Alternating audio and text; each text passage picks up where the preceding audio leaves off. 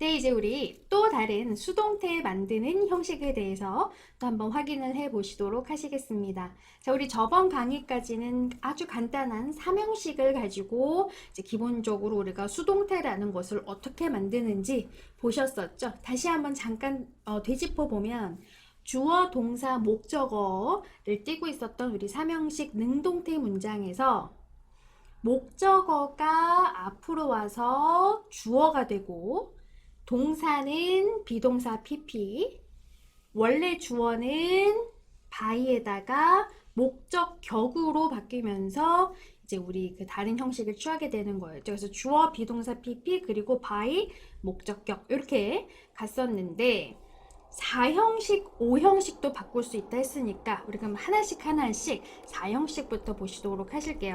자, 우리 4형식은 어떠한 형태를 띠고 있습니까? 주어, 동사는 무조건 나오겠고요.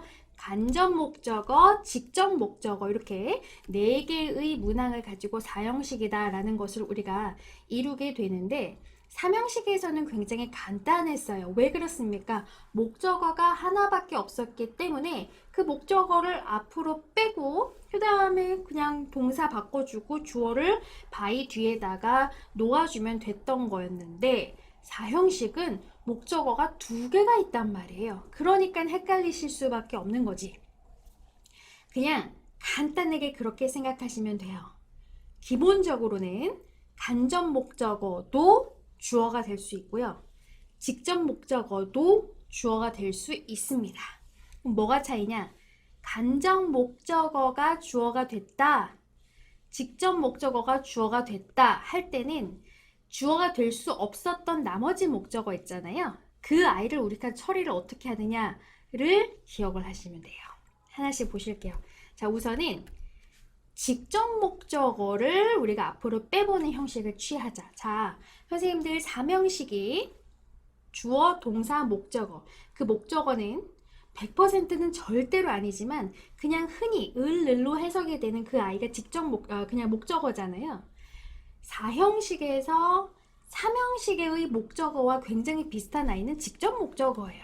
그렇죠? 주어는 목적어를 동사했습니다 라는 거거든요. 그 을로 해석이 되지 않은 경우도 많지만 어쨌든 흔히 을이라고 얘기하는 그 목적어는 3형식과 비슷한 아이는 이 아이입니다. 직접 목적어. 그러니까 직접 목적어를 앞으로 빼는 거 먼저 한번 보실게요. 그러면 직접 목적어 앞으로 주어 자리에 와서 위치하게 되겠죠? 이 아이가 이제 주어가 되는 거겠죠? 그리고 나서는 어떻게 됩니까? 똑같아요. 동사 먼저 바꿔요. 비동사 PP 형태로.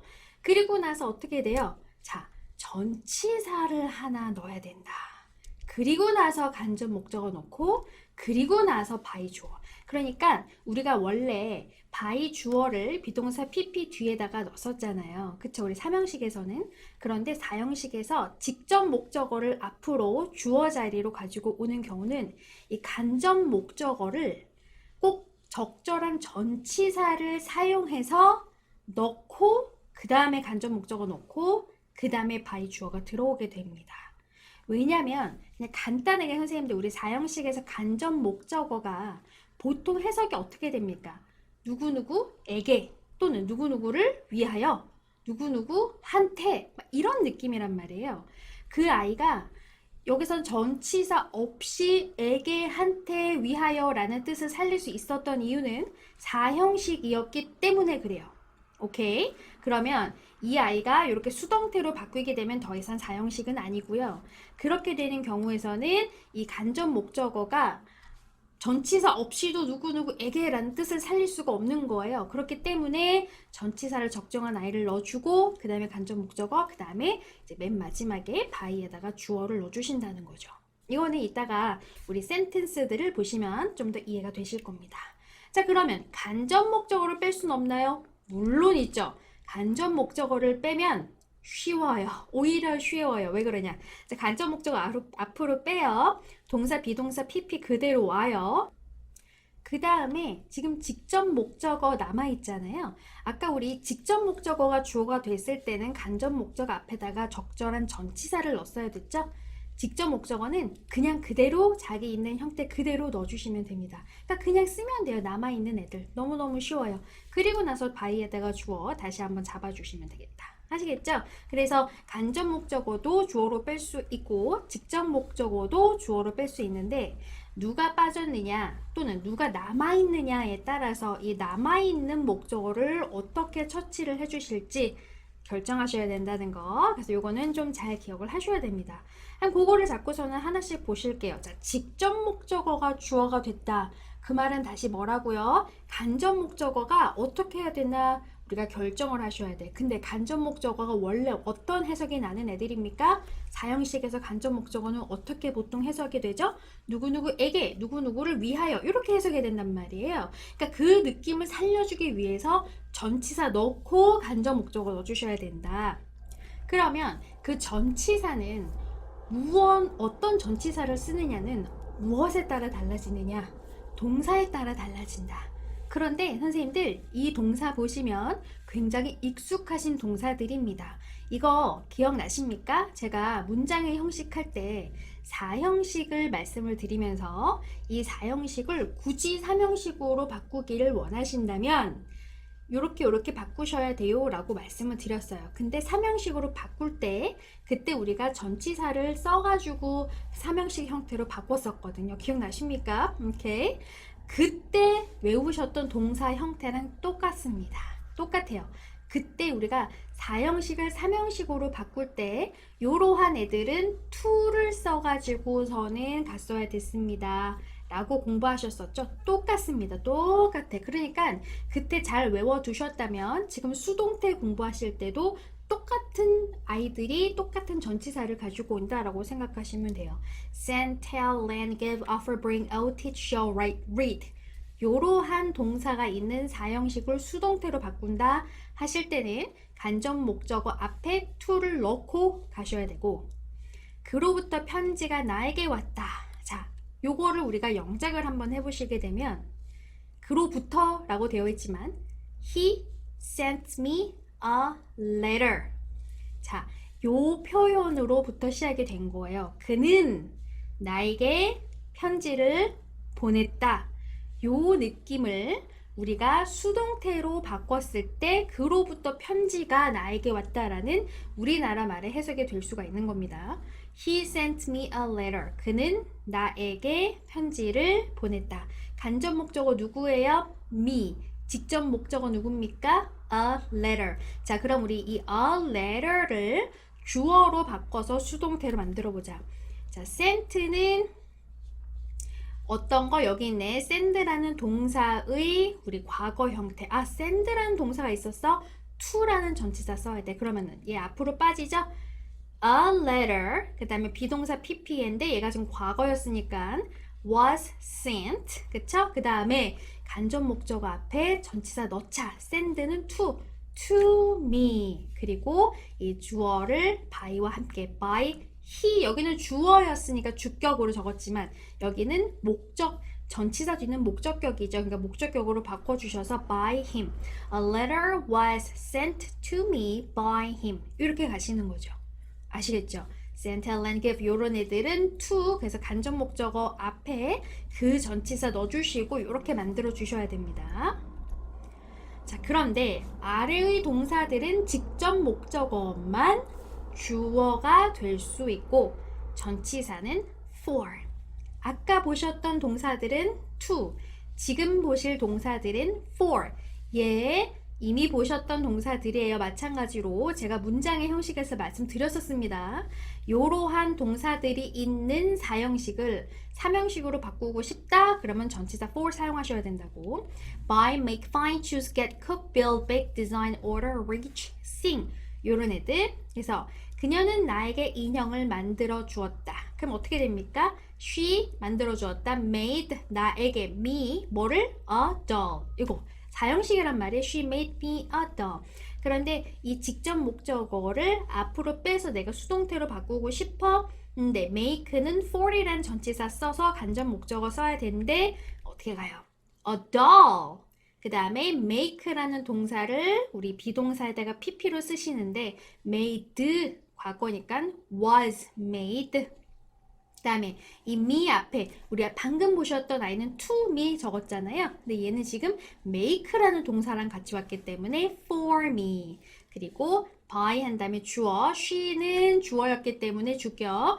by라는 전치사 뒤에는 목적격으로 by her. A doll was made for me by her. 이렇게 만들어 주신다는 거.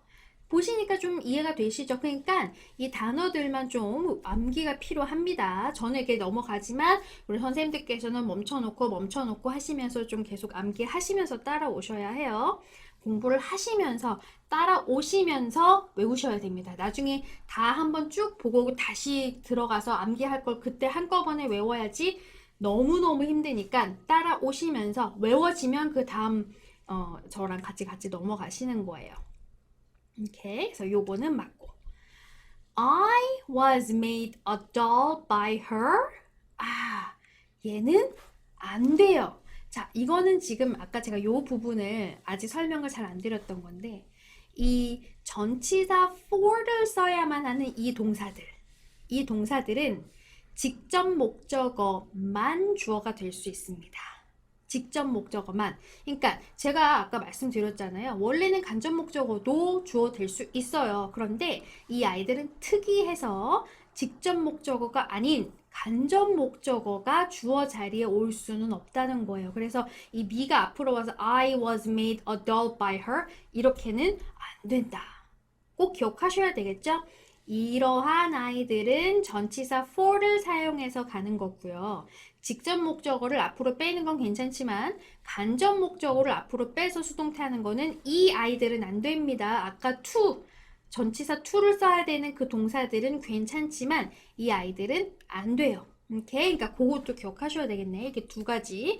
이 동사들은 for를 쓰고 그 다음에 절대로 간접 목적어를 주어 자리에 넣어서 수동태를 만들 수는 없다. 오케이. 자, 켈리는 내게 맛있는 쿠키를 구워 주었다. 켈리는 구워 주었다. 굽다, 베이크 있죠? 그러니까 켈리는 구워 주었어. 누구에게 뭐를? 나에게 무엇을? 맛있는 쿠키를.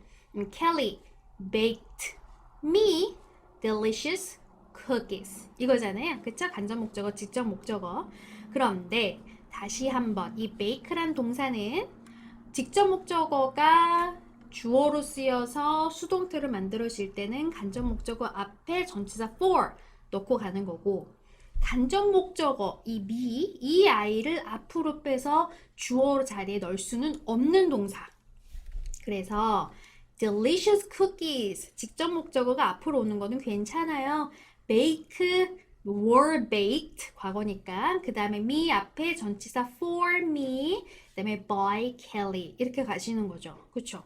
그런데 이거는 나 간접 목적어 한번 넣어봐야지. I was baked delicious cookies by Kelly. 안 돼요. 이거 해석 되게 이상해져요. 켈리가 이렇게 되면은 켈리가 저를 구운 거예요. 켈리가 마치 뭐 하나님이야. 나를 빚었어. 약간 이런 느낌이 돼버리니까 내가 구임을 당한 건 아니잖아요. delicious cookie가 베이크가 된 거지. 그러니까 이러한 아이들은 간접 목적어를 앞에 놓을 수는 오케이? 자, 그러면 이제까지는 직접 목적어를 보셨는데 그럼 간접 목적어가 주어가 될 때는 어떠냐? 톰은 나에게 그 책을 주었다. 톰은 주었다. 누구에게 무엇을? 나에게 그 책을. Tom gave me the book. 이거죠? 간접 목적어 me, 직접 목적어 the book.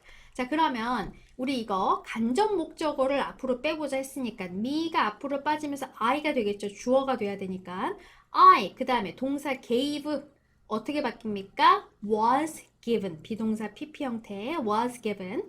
그 다음에 직접 목적어 여기 남아있었던 거 그냥 그대로 넣어두신다 그랬어. the book, 그 다음에 by Tom. 그쵸? I was given the book by Tom. 간접 목적어가 주어로 될 때는 왠지 더 쉽네요. 느낌이 그냥 그대로 얘만 앞으로 빼고 적어주시면 되니까. 그런데 이 밑에 제가 지금 드릴 이 동사들은 간접 목적어만 수동태에서 주어가 될 수 있어요. 지금 들을 이 동사들은 직접 목적어를 앞으로 빼서 전치사 넣고 막 이렇게 해서 수동태 할 수 없는 애들. 누구냐? envy, call, kiss, answer, save, spare 요런 애들. 요러한 동사들이 오게 되면 envy는 부러워하다라는 거고요. call 부르다, 키스하다, answer 대답하다, save 구하다, spare도 이제 누구를 구하다라는 그런 느낌인데 이러한 아이들이 동사가 있는 다형식에서는 나중에 우리가 수동태로 바꾸고자 할 때에는 간접 목적어만 뺄 수 있지 직접 목적어를 앞으로 뺄 수는 없어요. 그리고 이 아이들이죠. ask, inquire, require 요러한 아이들은 사실은 두 개 다 돼요. 직접 목적어도 되긴 하는데 선생님들께서 만약에 책을 읽으시거나 뭔가 아티클을 읽으시면 한 80% 이상은 이러한 동사들이 있는 사형식 문장에서는 수동태로 바꿀 때 거의 대부분 간접 목적어가 주어로 나와 있는 경우들을 보실 겁니다. 오케이? 지금 좀 복잡하게 들리시겠지만 이 부분 계속 반복해서 보시면 그냥 단순 암기라고 보시면 돼요. 이 아이들은 간접 목적어만, 이 아이들은 간접 목적어를 더 선호한다. 모두들 그를 별명으로 부른다. 자, call 그들을 모두들 부른다. Everyone calls 이렇게 되겠죠. 누구를 뭐로? 그를 별명으로. Everyone calls 그를 him 별명으로 names 그냥 name이라고 뭐 닉네임 하지 마시고 names call 누구 names 하면은 별명으로 약간 놀릴 때 우리가 그렇게 얘기를 합니다. 닉네임은 그냥 약간 애칭의 느낌이 좀 있어요. nicknames. 약간 애칭의 느낌이 있기 때문에 별명을 놀리려고 하는 별명을 그냥 call him names라 그래요. Everyone call him names. 오케이? 자, 그러면 이거를 우리가 바꿔보고 싶다. 그런데 call이란 동사가 있었어? 그러면 우리 여기 직접 목적어였던 names는 앞으로 올 수가 없다는 거죠. him만 올 수가 있다. 사실 생각해보세요. 이게 수동태가 될 때 그가 다른 사람들이 부르는 그 행위를 당하는 거지 별명이 그 행위를 당하는 건 아니잖아요. 이해되시죠? 그가 당하는 거지. 그러니까 당연히 이 사람을 지칭하는 이 아이가 오는 게 더 자연스럽겠죠. 그래서 he was called, call was called. 그 다음에 여기 직접 목적어는 그대로 내려온다고 했죠. names. 그 다음에 by everyone. He was called names by everyone. 오케이. 이렇게 가셨었다. 그러면 names를 앞으로 빼 names 얘는 word이죠. 여기는 he였으니까 was고 names 복수형태니까 word이 되겠죠. names were called for him. 자, called 하면 나는 여기 간접 목적어 하니까 적절한 전치사 넣어야지. for를 넣겠어. names were called for him by everyone. 안 돼요. 안 돼. 이 놀림을 당하는 대상이 별명이 아니고 그였으니까. 오케이. 그래서 이러한 아이들은 간접 목적어만 수동태 주어가 될 수 있겠구나. 기억하시고요. 그는 나에게 질문 몇 가지를 했다. 자, 그는 질문했어요. 몇 가지를 나에게. He asked me some questions. 요거죠. He asked me some questions. 자, 이 ask라는 동사는 뭐라 그랬습니까? 굳이 원한다면 직접 목적어도 주어 될 수 있고 간접 목적어도 주어 될 수 있는데 사실은 이 영어가 조금 더 선호하고 조금 더 자연스러운 느낌은 간접 목적어가 나오는 게 조금 더 선호가 되지만 둘 다 문법적으로 틀린 거는 아니에요. 그래서 내가 이제 간접 목적어를 빼고 싶다. I was asked. 그 다음에 직접 목적어 그대로 내려오죠. Some questions. 그 다음에 by him. I was asked. 내가 질문을 당한 거예요. 또 some questions 우리 그 직접 목적어를 앞으로 빼보자. Some questions were asked of me by him. 자, 직접 목적어가 나오게 되면 이 간접 목적어 앞에 우리가 적절한 전치사를 넣고서는 가셔야 되잖아요. 수동태에서는 ask, inquire, require는 이제 우리가 보통 그 앞에다가 of나 to 같은 애들을 많이 쓰시는데 특히 ask 같은 거는 of를 쓰신다고 생각하시면 돼요. 짝꿍으로 ask는 of, some questions were asked of me by him. 이거 to me 하지 마시고 ask는 of me. 오케이? 그래서 원하신다면 이 두 가지 다 괜찮지만 조금 더 선호가 되는 건 첫 번째 문장 I was asked. 그쵸? 간접 목적어를 주어로 빼셨던 이 문장이 조금 더 선호가 된다. 오케이. 자, 거기까지 이제 4형식 보셨습니다. 4형식 어떠셨습니까? 3형식보다는 조금 더 난이도가 있었다 생각이 되시죠? 그런데 제가 말씀드렸다시피 우리 선생님들께서 문장의 형식 공부하실 때 그 부분을 암기를 잘 단단하게 해놓으셨다면 이 아마 4형식 공부하시는데 조금 쉬우셨으리라 생각을 하고요. 다시 한번 to 전치사를 잡는 동사들은 간접 목적어, 지적 목적어 둘 다 수동태로 바꿀 수 있고 for 전치사를 받는 애들은 누구만 받을 수 있다고요? 누구만 받을 수 있어? 얘는 직접 목적어만 받을 수 있고, 그쵸? 그 다음에 이제 맨 마지막에 보셨던 우리 뭐 call, save, kiss 이런 애들, 그리고 ask, inquire, recall 이런 애들은 보통 간접 목적어를 주어로 놓는 게 더 많이 보실 거다. 기억하시면 됩니다. 하시겠죠? 자, 그러면 완벽하게 나는 뭐 3, 4형식까지는 됐어 하시는 분들은 저와 함께 5형식으로 넘어가시도록 하실게요.